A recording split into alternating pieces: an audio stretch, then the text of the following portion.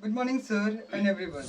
Today we have with us the founder of Vignaharta Social Foundation Trust, Mr. S.K. Prajapati. ये ज़रूरतमंद और गरीबों के लिए उनकी समस्याओं को समझता है, उनकी समस्याओं से संबंधित उनकी हर एक तरह से मदद करता है। साथ में खड़े होकर हर संभव मदद करना हर एक तरह से, ये हमारी एनजीओ का मिशन है। जो डिसीजन लिया जाएगा वो समाज कल्याण और समाज हित के लिए लिया जाता है। हमारा मेन इसमें की इंसाइट यही कि कलेक्टिव होता है और मेजोरिटी के थ्रू हमारा हाँ, सबको अपने अपने फील्ड की रिस्पॉन्सिबिलिटी दी गई है, उसके बिहाफ पे उनको अथॉरिटी और पावर दी है। तो डायरेक्ट बेनिफिट्स चाहिए हमारे एनजीओ का या फिर हमारे जो भी फाउंडेशन है, इससे उनको किसी भी तरह का मदद चाहिए। जैसे उनकी समस्या को पहले आइडेंटिफाई करते हैं कि उनकी एक्चुअली समस्या है क्या। उस व्यक्ति को जिस भी तरह की मदद या सहायता चाहिए, उसका एक हम कैंपेन ऑर्गेनाइज करते हैं। देन हम लोगों से अपील करते हैं सोशल मीडिया के माध्यम से, जब भी हम कोई भी कैंपेन या मुहिम चलाएं तो आगे आए बढ़ question. So let's start this video one by one from the questions. Good morning, sir, and everyone. I am Prakhar Kumar Gupta from DBS Global University, BBA, second year, Dehradun. Today we have with us the founder of Vignaharta Social Foundation Trust, Mr. S.K. Prajapati. I recently joined the organization as a social intern, and in today's video we have a brief conversation with the founder to learn about how NGO operate, the vision and mission behind the Vignaharta Social Foundation Trust, how the decisions were taken into the NGO, and many more questions. So let's start this video one by one from the questions. So sir, my first question is that how NGO operate? एक NGO काम कैसे करता है? जो NGO होता है वो एक नॉन गवर्नमेंटल ऑर्गेनाइजेशन होता है जो गरीब ज़रूरतमंद लोगों के लिए काम करता है बिना खुद के प्रॉफिट लिए। ये जो एनजीओ होता है ये ज़रूरतमंद और गरीबों के लिए उनकी समस्याओं को समझता है, उनकी समस्याओं से संबंधित उनकी हर एक तरह से मदद करता है। जैसे स्वास्थ्य का क्षेत्र हो गया, शिक्षा का क्षेत्र हो गया, महिला सशक्तिकरण हो गया, या फिर युवा विकास के क्षेत्र में और समाज कल्याण के क्षेत्र में ये प्रॉपर पूरी तरह से वर्क करता है। Sir, my second question. What was the vision and mission behind the NGO Vignaharta Social Foundation Trust? हमारा विजन और मिशन क्या था? हमारी इस एनजीओ का जो विज़न है वो ये है कि जो भी हमारे समाज में ज़रूरतमंद, गरीब और वंचित लोग हैं, पिछड़े वर्ग के लोग हैं, उनको स्वास्थ्य के क्षेत्र में और शिक्षा के क्षेत्र में और महिला सशक्तिकरण हो गया, बाकी अदर्स जितने भी फील्ड हैं उन सभी फील्ड में जागरूकता फैलाना, लोगों को जागरूक करना, लोगों को एक दूसरे के प्रति सेवा भाव, उनकी हेल्पिंग नेचर को अप्रोच करना तथा उनके माइंड में ये सारी चीज़ें क्रिएट करना कि ज़रूरत के समय में लोगों के साथ खड़ा होना और उनकी मदद करना चाहिए। ये हमारा विज़न है और हमारी जो संस्था का मिशन है वो ये है कि गरीब जो हैं, पिछड़े वर्ग के लोग हैं, जो ज़रूरतमंद लोग हैं, जो वंचित लोग हैं, जिनको किसी भी तरह की मदद चाहिए या फिर उनका जो एक समाज में प्रतिष्ठा सम्मान होता है उसको मेंटेन करना, प्लस उनकी बुरी परिस्थिति में साथ खड़े रहना, उनकी साथ में खड़े होकर हर संभव मदद करना हर एक तरह से, ये हमारी एनजीओ का मिशन है। Sir, how the decision were taken in the NGO? As like हमारा NGO बहुत बड़ा है, इसमें बहुत प्रकार के हमें डेली लाइफ में या NGO के बेनिफिट के लिए हमें डिसीजन टेकिंग करना पड़ता होगा, डिसीजन मेकिंग करना होता होगा, तो ये कैसे किया जाता है? देखिए जो एनजीओ हमारा है इसमें कोई भी डिसीजन लिया जाता है जो वो किसी एक कोर मेंबर से या किसी एक पर्सन के बिहाफ पे नहीं लिया जाता है। हमारे जो भी पैनल्स हैं, हमारे पैनल्स के अंदर जो भी है, मैनेजिंग ट्रस्टी है, प्रेसिडेंट है, वाइस प्रेसिडेंट है, ट्रेजरर है और सेक्रेटरी है, वाइस सेक्रेटरी है, हमारा चीफ एडवाइज़र है, फीमेल कोऑर्डिनेटर है, हम सबका एक प्रॉपर पैनल बैठा के हम एक मीटिंग करते हैं। उसके बाद हम जिस उस टॉपिक पर डिस्कशन करते हैं उसके बिहाफ पे हम डिसाइड करते हैं। वो भी डिसीजन जो होता है वो वोटिंग और मेजोरिटी के बिहाफ पे डिसाइड लिया जाता है और फाइनल अप्रूवल प्रेसिडेंट और मैनेजिंग ट्रस्टी के द्वारा लिया जाता है। हमारा मेन इसमें की इंसाइट यही कि कलेक्टिव होता है और मेजोरिटी के थ्रू हमारा हाँ, डिसीजन उसमें हम मेजोरिटी को प्रायोरिटी देते हैं और उसमें हम ये भी देखते हैं कि नहीं वो चीज़ें कहाँ तक हम कर सकते हैं या उसका बेनिफिट क्या है, हम सारी चीज़ें जो है उसका बेनिफिट देते हैं। इसका जो बेनिफिट्स है वो नॉर्मल जो गरीब हैं, पुअर लोग हैं, पिछड़े वर्ग के लोग हैं, उनके लिए होना चाहिए या फिर समाज कल्याण के लिए होना चाहिए। ऐसा नहीं कि किसी कोर मेंबर्स या किसी पर्टिकुलर पर्सन के लिए हम अगर मेजोरिटी में वोटिंग हो गया तो उस पर हम डिसीजन ले सकते हैं, ऐसा भी नहीं है। जो डिसीजन लिया जाएगा वो समाज कल्याण और समाज हित के लिए लिया जाता है, किसी पर्सन या किसी एक मेंबर्स के लिए नहीं लिया जाता है।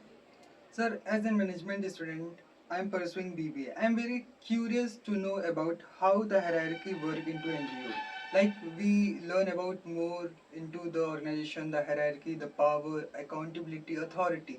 How these were run into an NGO. Where like जैसे हमारी ये NGO इसमें लोगों के पास क्या पावर दी गई है, उनकी अकाउंटेबिलिटी क्या है, उनकी रिस्पॉन्सिबिलिटी क्या है, एंड कैसे वो उनके पावर डिसाइडेड हैं। जैसे आप टॉप लेवल मैनेजमेंट हो गए, आपके नीचे middle level management, lower level management कैसे डिसाइडेड है? जी, जैसे हमारी जो एनजीओ में है अभी फ़िलहाल मैनेजिंग ट्रस्टी है, प्रेसिडेंट है, वाइस प्रेसिडेंट है और सेक्रेटरी है, वाइस सेक्रेटरी एंड ट्रेजरर है। सबको अपने अपने फील्ड की रिस्पॉन्सिबिलिटी दी गई है, उसके बिहाफ पे उनको अथॉरिटी और पावर दी गई है। जैसे जो भी प्रेसिडेंट है वो हर एक चीज़ के लिए रिस्पॉन्सिबल होता है, मैनेजिंग ट्रस्टी और प्रेसिडेंट जो है वो हर एक चीज़ के लिए रिस्पॉन्सिबल होता है, फाइनल जो डिसीजन होता है वो उन्हीं के थ्रू अप्रूव होता है। और जो हमारा ये वॉइस प्रेसिडेंट होते हैं वो प्रेसिडेंट के एब्सेंट में वो सारी चीज़ें, वो सारे फॉर्मेलिटीज़, सारे अप्रूवल वॉइस प्रेसिडेंट करते हैं। देन उसके बाद आता है सेक्रेटरी। जो सेक्रेटरी होता है हमारा वो सारे ऑफिशियल वर्क को मैनेज करते हैं और उसकी रिस्पॉन्सिबिलिटी सेक्रेटरी की ही होती है। जो भी सारी ऑफिशियल वर्क हैं या फिर जो भी ऑफिशियल वर्क मैनेजमेंट है वो सारी चीज़ें हमारे सेक्रेटरी साहब देखते हैं।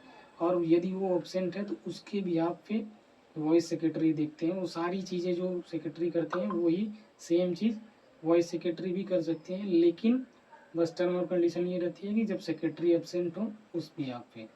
और उसकी बात आते हैं ट्रेजरर, कोषाध्यक्ष। कोषाध्यक्ष जो है वो सारे फाइनेंशियल फील्ड के जो भी सारे सिस्टम है, ट्रांजेक्शन वगैरह हो गए, उसके जो भी लेखा जो क्या क्या हो गया, रिकॉर्ड्स हो गया, रिकॉर्ड को मेंटेन रखना, क्रेडिट डेबिट को मेंटेन रखना, उसके रिकॉर्ड्स रखना, वो बाकी जो भी इनपुट आउटपुट है फाइनेंशियल फील्ड में वो सारी चीज़ें हमारे ट्रेजरर मेंटेन करते हैं और उनकी एब्सेंट में वॉइस ट्रेजरर उसको मेंटेन करते हैं। और उसमें फीमेल कोऑर्डिनेटर भी हैं, जैसे महिला सशक्तिकरण का प्रोग्राम हो गया या फिर फीमेल मेंबर्स को ज्वाइन करना हो गया या फिर फीमेल्स किसी मेंबर्स को उस पर नियुक्त करना हो गया, तो उस बिहाफ पे जो हमारी फीमेल कोऑर्डिनेटर है उनका मेन रोल होता है।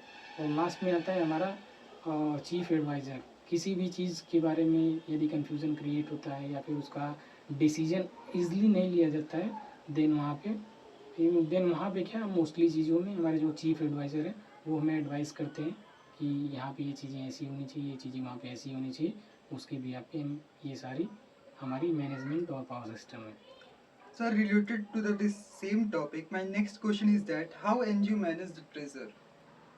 देखिए जो ये एनजीओ का ट्रेजरर होता है वो सारी चीज़ें फाइनेंस को, फाइनेंशियल मैनेजमेंट, क्रेडिट डेबिट सारे रिकॉर्ड्स को मेंटेन करते हैं।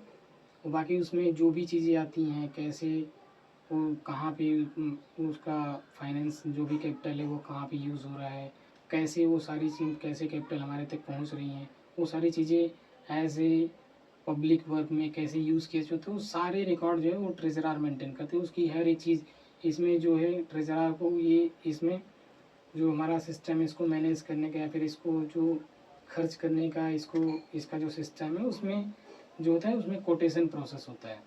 किसी भी चीज़ की कोई भी कंपेन करना हो या फिर किसी भी चीज़ में जहाँ पे भी हमें ऐसा लगता है कि यहाँ पे पैसे लगेंगे या फिर कैपिटल यूज़ होगा, वहाँ पे हम ट्रेजरर के हेल्प से सारी चीज़ों का हम कोटेशन विधि प्रक्रिया को फॉलो करके उसके बाद डिटेल्स वगैरह सारी चीज़ें लेके कोटेशन लेके उसके बाद हम जो भी डीलर्स होते हैं या फिर डिस्ट्रीब्यूटर होते हैं उनसे फाइनल अप्रूवल लेके सीधा ट्रस्ट के अकाउंट से उनके अकाउंट में ट्रांसफ़र कर देते हैं।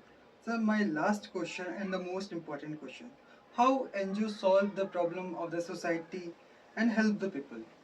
देखिए जो भी लोगों की समस्याएं होती हैं या भी जो भी सोसाइटी में कोई भी इशू होता है पहली अगर हमें इंफॉर्मेशन मिलती है या फिर हमें किसी भी की समस्या का समाधान करना होता है या फिर रिजॉल्व करना होता है, तो हम उनकी समस्या को पहले आइडेंटिफाई करते हैं कि उनकी एक्चुअली समस्या है क्या।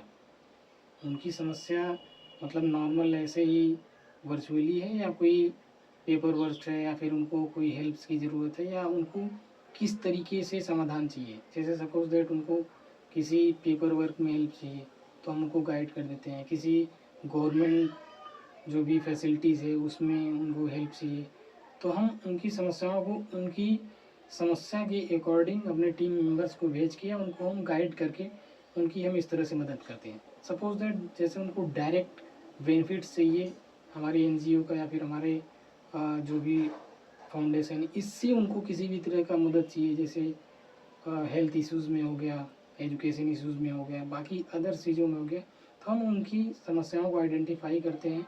देन हम उसका एक बजट निकालते हैं, आइडेंटिफाई करते हैं उनको जो भी समस्या है उनकी। जैसे सपोज दैट वो गरीब है, उनको हमारी एनजीओ से डायरेक्ट मदद में चाहिए, फाइनेंशियल कैपिटल चाहिए ट्रीटमेंट या फिर हेल्थ इशू के लिए, या फिर उनको एजुकेशन सिस्टम या फिर जो भी उनकी पढ़ाई लिखाई, उनके बच्चे की पढ़ाई लिखाई में पैसे लग रहे हैं वो नहीं हो पा रहा है उनसे, वो बच्चे को पढ़ाना चाहते हैं, या बच्चा जो है वो इस काबिल है कि वो पढ़ सके, तो हम उनकी समस्याओं को इस प्रकार मदद करते हैं कि हम उसके लिए एक कैंपेन चलाते हैं, लोगों से हेल्प और डोनेशन की अपील करते हैं, या फिर उस व्यक्ति को जिस भी तरह की मदद या सहायता चाहिए उसका एक हम कैंपेन ऑर्गेनाइज करते हैं। देन हम लोगों से अपील करते हैं सोशल मीडिया के माध्यम से, बाकी जो भी हमारे कोर मेंबर्स हैं उनके माध्यम से, बाकी जो भी कोर मेंबर से के रिलेटिव लोग हैं, बाकी जो भी हमारे एनजीओ से लोग जुड़े, हम उनसे अपील करते हैं। अपील के बिहाफ पे हम डोनेशन या फिर उनके समस्या से संबंधित चीज़ें हम उनको प्रोवाइड करते हैं। Thank you so much, sir, for giving me your time and briefing us about all these questions. And thank you to the viewers also to watching this video. And I hope आपके सारे questions का जवाब इस video में मिल गया होगा कि NGO कैसे काम करता है, कैसे अपने गोल सेट करता है, विजन एंड मिशन सेलेक्ट करता है, उनकी हायरार्की कैसे होती है, डिसीजन मेकिंग कैसे होती है, स्पेशली द विघ्नहर्ता सोशल फाउंडेशन ट्रस्ट में ये सारी चीज़ें कैसे किया जाता है। Thank you. जो भी ये वीडियो हमारे देख रहे हैं उन तमाम लोगों से हमारी अपील है कि हमारे फाउंडेशन से लोग जुड़ें, और जब भी हम कोई भी कैंपेन या मुहिम चलाएं तो आगे आएँ, बढ़ चढ़ के लोगों की, गरीबों की, ज़रूरतमंद लोगों की सहायता करें जिस भी प्रकार से वो, चाहे वो फिजिकल हेल्प कर सकते हों, चाहे फाइनेंशियल हेल्प कर सकते हों, चाहे हेल्थ सेक्टर में हेल्प कर सकते हों। कुछ लोग जो गवर्नमेंट सर्विस में हैं या प्राइवेट सर्विस में हैं, वहाँ से वो कुछ मदद कर सकते हैं। कहीं से भी किसी भी तरह का अगर आप हमारी एनजीओ के थ्रू लोगों की, गरीबों की, ज़रूरतमंद लोगों की हेल्प करते हैं, उनका सपोर्ट करते हैं, तो हमें खुशी होगी। Thank you. धन्यवाद।